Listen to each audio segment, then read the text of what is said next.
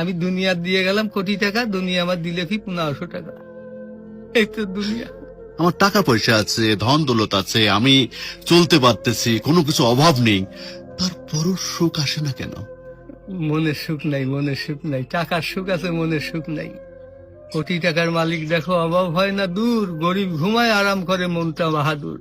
রাউনির লাশটা দেখো মেসুদ জাদু ঘরে, খায় না মাছি পোকা মাকড় সবাই ঘৃণা করে। হ্যাঁ, ভোগ বিলাসের বাড়ি গাড়ি পড়ে যাবে সব, থাকতে সময় স্মরণ করো আল্লাহ আমার রব।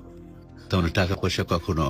আমি কোটি টাকার মালিক হয়ে গেছি, এখন ইন্ডাস্ট্রি সব বহু কিছু আমার হয়েছে, কিন্তু এখন চলে যাচ্ছি। আমার দেবেন আপনি কি?